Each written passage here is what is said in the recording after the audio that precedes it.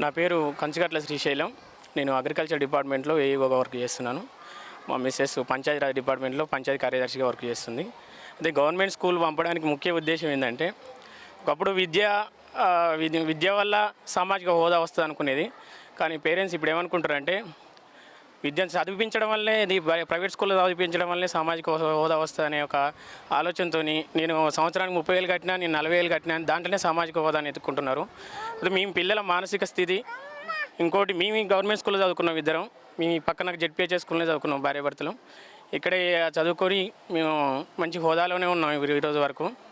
అయితే పిల్లల్ని ఎందుకు చేర్పించాల్సి వస్తుందంటే, మనం భూముల్ని, కంపెనీలని కార్పొరేట్ వ్యవస్థకి ఇచ్చినట్టు పిల్లల్ని ఒక 10-15 సంవత్సరాలు కార్పొరేట్ వ్యవస్థకు లీజుకి ఇస్తున్నాం.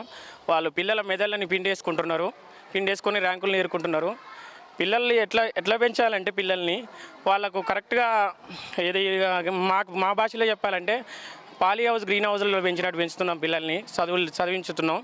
ఎందుకంటే అన్సీజనల్ కండిషన్స్ అప్లై చేసి థర్డ్ క్లాస్లో ఐఐటి అని, జేడబ్ల్యూఈ అని చాలా దారుణమైన ప్రెజర్ పెట్టి పిల్లల్ని ఇబ్బంది పెట్టడం తప్ప ఏం లేదు. కొంచెం స్వేచ్ఛ ప్రాంగణంలో పిల్లలకు మంచి ఉచిత విద్యను అందించే ఇంత మంచి గవర్నమెంట్ స్కూల్లో వదిలిపెట్టి ఒక సామాజిక హోదా డబ్బులలో వెతుక్కొని పేరెంట్స్ వేరే ప్రైవేట్ స్కూళ్ళలో పంపుతారు. కానీ దాంట్లో విద్యకు పెద్ద తేడా లేదు. నాకు తెలిసి గవర్నమెంట్ స్కూల్ విద్య అంతకంటే బెటర్గా ఉంది.